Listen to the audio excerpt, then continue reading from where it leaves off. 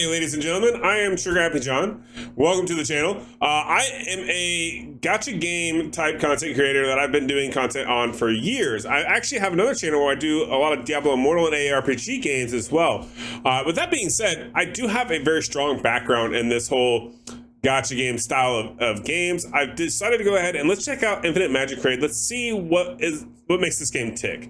I did do a sponsored integration video on my main channel for this game, and during that time I kind of enjoyed it. Also, some of my friends part of the Aftershock community are also checking out this game, so I figured, you know what, if they're taking time out and they think it's worth the time to play and invest, I also want to find out if it's worth the time to play and invest it. So what we're gonna do first is I'm gonna summon all of my shards. Currently, basically I'm being advised by my chat, I'm live streaming right now on Twitch, that they are saying go ahead and summon everything right now so that way you have more idea of what I'm working with, and then from there we can go ahead and see how much food we have and start getting a looks like a level 5 awakened character is going to be the goal. Now, for those of you who are watching this video later on, please leave comments below because I don't know what I'm doing.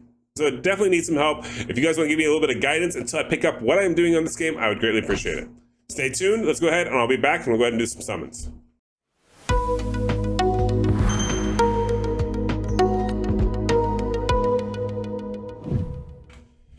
All right, so like I said at the beginning here, I don't really know what I'm doing yet, but you know what? The nice thing about playing a lot of gacha games is understanding that they kind of start out the same and understanding that there's a baseline that you kind of want to achieve and what you want to hit. Now, like I said, I'm streaming this live actually on Twitch at the moment, and they're telling me to go ahead and do my summons. Now, generally speaking, when I do these types of games, I like to go until I get stuck. But it does make a great point that you may need to change the way that you do certain runs or auto functions. It may go a lot further if you start pulling some amazing champions. So with that being said, let's go ahead and let's pull some champions here. And the way I understand this is it looks like the refined wish are going to be type of the food type gems or wishes, we'll say. Excellent wishes seem to be able to have the advantage of getting the rares, epics, and what is it on this game called? It looks like rare. So you got elites, epics, and legends. So it does look like I can get better chances off the excellent wish. It looks like the supreme wish is the ones you really want to get your guaranteed at least epics or legend champions. So let's go ahead. I don't have any of the supremes, so let's start with some of these. I got 50 of these excellent wishes. Let's go ahead and let's pull them and see what we get. All right, let's see. Go ahead and pull the first 10. Now, I don't imagine I'm gonna get anything great out of this, to be honest with you. So we did get 2 epics out of the whole deal here. Okay, let's just take a quick look to see if there's anything worthwhile here. Like I said, I don't know these characters. Well, I'm gonna take a shot in the dark on the kits that they have. So let's see here. We have Shield Smite, self gains a shield by 20% of max HP for 2 turns with a 60% chance to inflict Provoke. Okay, Provoke normally in most games is an amazing skill on the target for 1 turn, then deals 100% defensive damage to the target. Okay, so it scales with defensive damage. That's awesome. With a 60% chance to inflict severe wounds. What does severe wounds do? Decrease healed effect. Okay, this could be good. That could be really, really good. It looks like it's a 5-turn cooldown. So far, looking good. Passive ability here is Magi has 30% chance to inflict severe wound on the attacker for 2 turns if he has a shield when taking direct damage. So he probably will have a shield, I'm imagining, if you synergize the kit correctly. Okay, severe wound again is just decreased healed effect, so that's pretty okay. That could be good, especially if you're going to do a provoke, right? What do we have here? This one is grants all allies a shield by 16% of Maguire's max HP. So already this champion looks like he's going to be amazing amazing support champion, where I'm going to focus a lot of HP and defense on him is what it's looking like. Let's see what's his main ability here. Deal 160% defensive damage to a single enemy with a 30% chance to reduce their defense by, okay, so and a defensive down. Okay, this looks like a very, very solid champion all around. That's awesome. Okay, what about this one here? So this one here is, what is this? Holder champion. Okay, what do we got here? Looks like the special, what are these called? We got A1, A4 or A3 ability here. Holder increases his attack by 20% per 2 turns. Meanwhile, grants himself counterattack for 3 turns. Okay, counterattack can always be intuitive and good. Afterward, he gains 1 more action turn. Okay. That could synergize well. That looks like that could be a good kit here. Holder deals 24% more direct damage to any target under bleed status. Okay, so it looks like He can do a lot more damage to bleed. So does he have bleed in his kit? That'll be the ticket here. Deal 2 stages of 50% attack damage each to all enemies with a 20% chance to inflict a layer of bleed. Okay, there it is. There's the bleed that needs to be in this kit to make it synergize well. It's a 4-turn cooldown. That's a little high with a 5-turn, or no, that's the passive. So this is a 4-turn that could go down to a 3-turn, it looks like. That's not terrible. That could be potentially good. Okay, and the A1 could do a bleed. Okay, cool. 60% attack with a 20% chance to inflict a bleed. Okay, damage over time is always pretty good. So he's a bleed and counterattacker. Overall, seems okay. Seems legit. Seems like this could help me out quite a bit. Let's go ahead and let's keep going. I can do 4 more of these. I'm guaranteed a legendary after 30 of them, it looks like. So let's see what else we get here. We got another epic. All right, this epic is Star. I don't know, probably butchered that name. Let's see what we got here. Star deals 2 stages of 200% each attack damage to a single enemy. Okay. That doesn't seem great. If Star has Immortal, what's Immortal? Will not die from damage remaining. Okay. He's immune to death. His restores self HP by 20% of max HP and gains immortal status. His turn meter cannot be reduced for 1 turn. Then he takes fatal damage. This cannot be triggered once. Okay. Not that great. Increase 25% crit rate for all allies and 50% crit rate for self. 5 turn. It's a 3-turn cooldown. It's 2 turns. Gains 1 more action. That's not terrible, but it doesn't. I don't know. It doesn't seem amazing here. And defensive down. Okay. Probably not the greatest. All right, next we have 20 more until we get the legendary hero. I do have 30 up here, so let's go ahead, let's pull up, let's see what we get. Can we get one before the pity? Probably not, let's be honest here. Okay, we got 2 more. Okay, we got 2 more epics. Let's see, what else did we get here? We got, this is a healer? Okay, it's a healer and poison, all right. Those who know me from Awakened Chaos era know that I know all about poison champions. Restore all allies HP by 8% of max HP and cleanses all attributes. Okay, so this is a cleanser. That can be a 4-turn cleanser. Okay, that could be decent. Passive. Reduce the target's turn meter by 8%. Additionally, when Magicraid successfully inflicts poison. Interesting. And this looks like that can go up to a 14% turn meter reduction if a poison lands from her. Okay, that could be interesting kit synergy. We have a 8-2 ability that can be booked down to 3. Deals 140% attack damage to all enemies with a 30% chance to inflict 1 layer of poison. So a 30% chance to poison. That seems kind of low. A1 deals 160% attack damage to a single enemy with a 40% chance to inflict 1 layer of poison. Goes up to a 60% chance here. That seems better. 60% chance seems better. This one, oh, actually, you know what? This goes also up to 60% in the 3-turn. Interesting. So it's a cleanser that she can do poisons as well. This could potentially be pretty good. I feel like as a healer goes, this could be pretty standard and pretty good. Okay. Let's see. Who is this guy here? Eggy? Agia? I don't know how you pronounce this one. Leave comments down below. Tell me how I'm supposed to pronounce this stuff so I stop looking like a fool. Deals 460% attack damage to a single enemy, so that's definitely a single enemy nuke for there. That goes all the way up to an additional 180%. Jeez. Meanwhile, deals extra damage, caps at 50% of basic damage by 15% of the target's max HP. Okay, so this also scales with enemy max HP. That seems extremely high. That seems ridiculously high for a single target nuker. Passive. Jesus' attack ignores this target's shield and deals 20% more damage to the target having a shield. So you ignore shield and you do more damage to shielded characters. Okay. A2 deal all AoE with 20% chance to reduce 30% for 2 turns. This goes to a 50% chance, 40% chance to do a debuff. AoE, I don't know. I don't know the percentages yet to know if that's really good yet. It seems kind of okay.